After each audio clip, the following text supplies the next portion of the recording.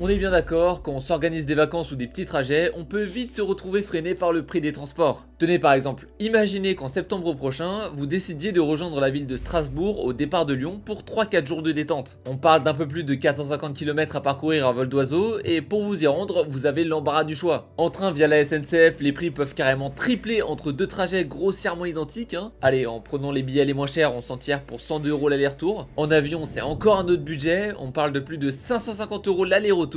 C'est 5 fois plus cher que l'offre de la SNCF qui est déjà pas mal élevée, mais il existe une troisième option que de plus en plus de voyageurs privilégient ces dernières années, les Flixbus. Sur ces mêmes dates, un trajet opéré par Flixbus vous coûtera 41 €. C'est plus abordable qu'un aller simple chez la SNCF, 13 fois moins cher que l'aller-retour en avion.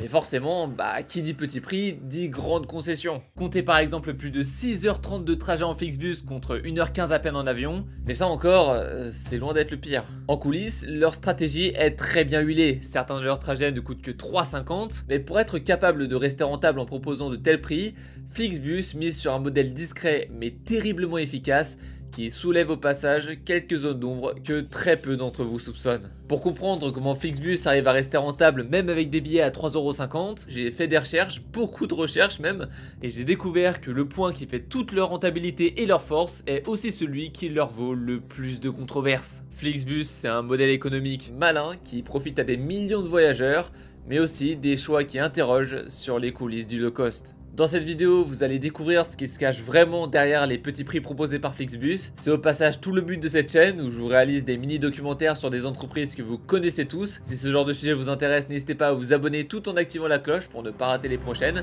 Et sur ce, il est temps pour nous d'acheter nos billets. Ouais, rien que sur cette petite interface d'achat, il y a déjà pas mal d'indices à analyser. Certains sont assez évidents, ils sautent aux yeux, tandis que d'autres sont bien plus discrets.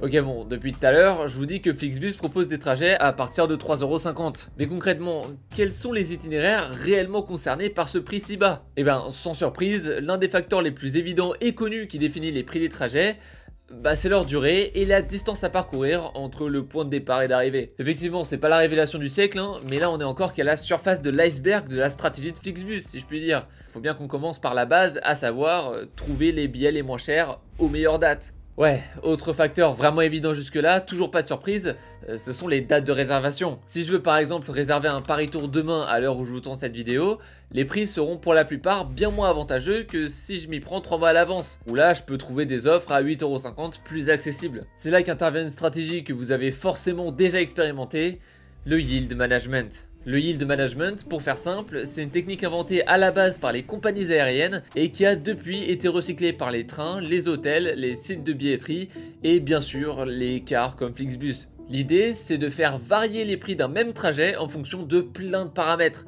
Le moment où tu réserves, combien de gens veulent partir ce jour-là, s'il reste beaucoup de place ou pas, si c'est un lundi matin en hiver ou un samedi soir en plein août. C'est un système aussi efficace que controversé. D'ailleurs, dans la deuxième partie de cette vidéo, on parlera de leur plus grosse polémique. Le but de Flixbus et de tous ceux qui utilisent cette stratégie de yield management, c'est de remplir au maximum chaque car en faisant payer un peu plus à ceux qui réservent au dernier moment et en attirant les premiers clients avec des prix très bas. Dans un seul et même car, tu peux retrouver un retardataire qui a pris sa place à 70 €, assis à côté d'un gars qui s'y est pris bien plus tôt et qui lui a payé 8,50 €.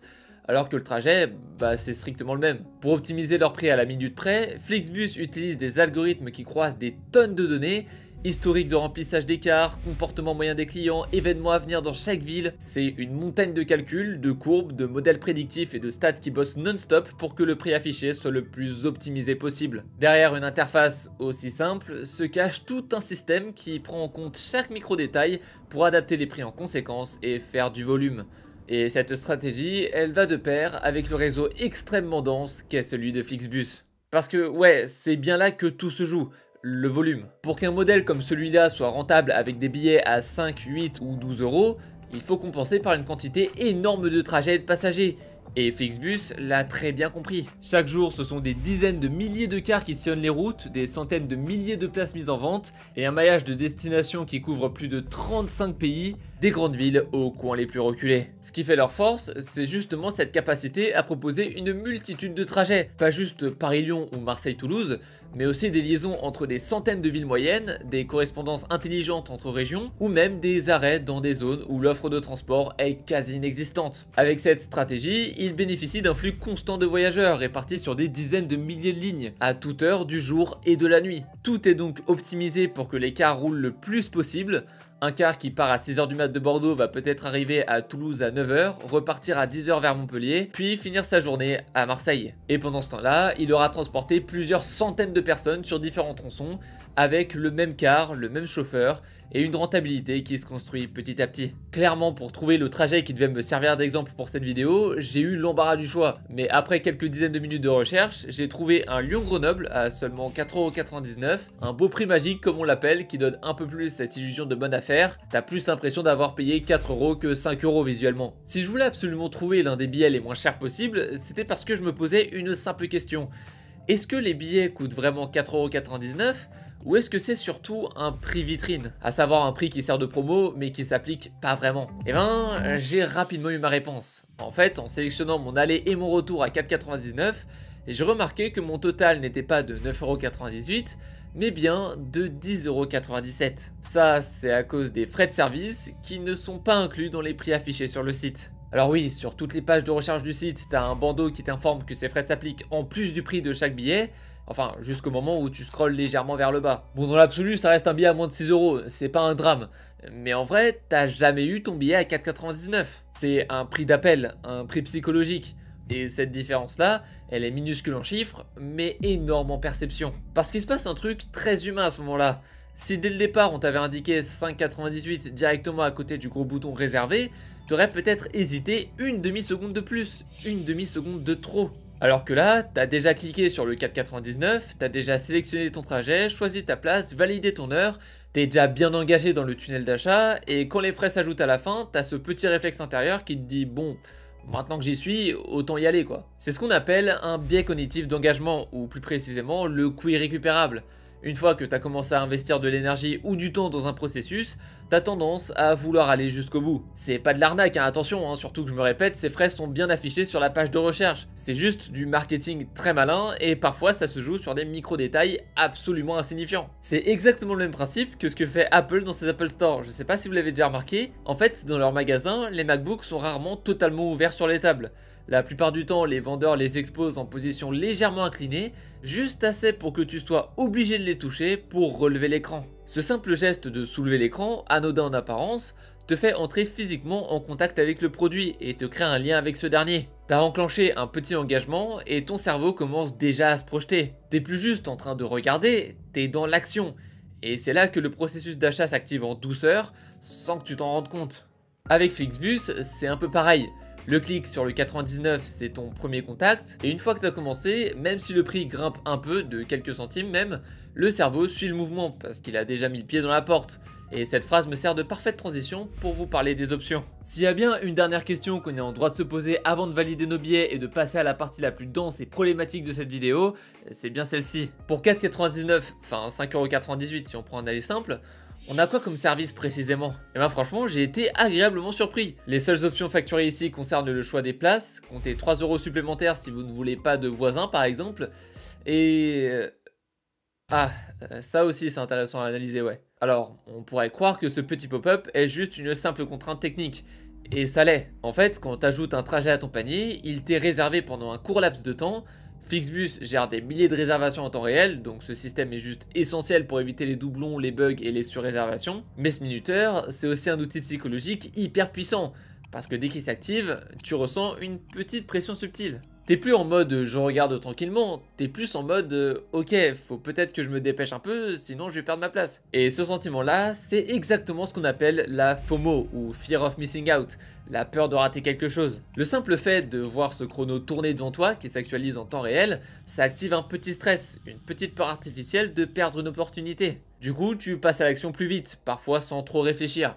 Et ça, c'est un levier de conversion redoutable. Franchement, c'est super malin à la fois techniquement et commercialement. Mais bon, allez, nous on va se dépêcher de prendre nos billets et de découvrir le car qui nous attend. Bon, avant de passer à la partie la plus sérieuse de cette vidéo dédiée au scandale, je vais sûrement vous apprendre quelque chose que vous ne soupçonniez pas. En fait, Flixbus, il possède aucun car. Alors dit comme ça peut paraître contre-intuitif, sur chacun de leurs cars, leur logo est bien visible, leur site est uniforme, leur appli fonctionne nickel, tout donne l'impression que Flixbus c'est une compagnie de transport. Mais non, Flixbus c'est surtout une plateforme, c'est un peu le Uber du car longue distance grossièrement. Il ne possède pas les véhicules, il travaille avec des dizaines de compagnies locales partenaires. Et ça c'est un point à la fois très fort, comme... vous allez comprendre. Ce sont les entreprises partenaires qui possèdent les cars, qui embauchent les chauffeurs et qui font rouler les véhicules. Flixbus de son côté gère la techno, la vente en ligne, le marketing, les données, la marque, etc. Et ça change tout. Parce que ne pas posséder les cars, ça veut dire zéro frais de flotte, pas de gestion de maintenance, pas d'achat de véhicules à plusieurs centaines de milliers d'euros pièce. Ce modèle, il est génial pour faire du volume, parce qu'au lieu de se concentrer sur l'exploitation logistique comme une entreprise de transport classique, Flixbus se concentre sur ce qu'elle sait faire de mieux. Remplir les cars, optimiser les trajets, ajuster les prix, capter la demande. Tant que les partenaires roulent, Flixbus encaisse une commission sur chaque billet vendu. C'est clairement ce système qui leur permet de proposer des trajets à 5 € tout en gardant un modèle rentable. Enfin, tout juste rentable. Sur l'année 2023, le groupe a affiché 2 milliards d'euros de revenus pour environ 104 millions d'EBITDA, à savoir leur résultat d'exploitation avant intérêts, impôts, amortissements et provisions, ce qui représente à peine 5% de leur chiffre d'affaires. Autrement dit, c'est rentable, mais juste. Comme je l'expliquais tout à l'heure, Flixbus mise sur le volume avant tout. Certes, chaque billet vendu à 5 €, 8 € ou 12 € ne leur rapporte qu'une poignée de centimes, mais vu qu'ils en vendent par millions, ça suffit pour dégager des bénéfices malgré les prix aussi bas. Dans ce modèle, le moindre siège vide, le moindre temps mort, le moindre trajet annulé impacte directement la marge qui est déjà plutôt fragile. Bon ok certes, ils sont rentables, leur business tourne bien, c'est positif pour la compta, mais en termes d'expérience client, qu'est-ce que ça donne ? Eh ben, c'est franchement mitigé. On peut voir sur Trustpilot que sur plus de 7000 avis, ils se sont pris 33% de notes excellentes contre 44% d'avis notés une étoile seulement. C'est assez énorme, ouais. Alors dans un sens, c'est un service très apprécié par certains. Même moi, il y a quelques années, quand mon budget vacances avec mes potes était serré, j'étais bien content de profiter de trajets en car à 15-16 balles. Alors c'était loin d'être royal, mais à ce prix-là, difficile de se plaindre. Quand on voit le prix des trains et des avions aujourd'hui, faut dire que ces cars permettent de rendre certaines destinations bien plus accessibles à des personnes qui n'ont pas vraiment les moyens de partir en vacances. Mais des avis négatifs concernant leur service, ce n'est pas ce qui manque, et ils mettent en lumière toutes les limites d'un système aussi abordable que discutable. Comme on l'a vu, Flixbus ne possède pas ses propres véhicules, donc ils n'ont pas un contrôle total sur la qualité du service. Les cars sont opérés par des partenaires locaux, parfois très pro, parfois moins, et ça peut donner lieu à des expériences très variables. Retard à répétition, chauffeur peu informé, car vétuste, clim en panne ou annulation de dernière minute, sans véritable alternative. Alors quand tout roule, c'est une super affaire, c'est génial, mais dès qu'un petit grain de sable se glisse dans la machine, tu te retrouves à expérimenter les failles d'un système qui, par nature, externalise le contrôle de l'essentiel, le transport lui-même. En fait, les retours d'expérience sont ultra hétérogènes pour cette raison.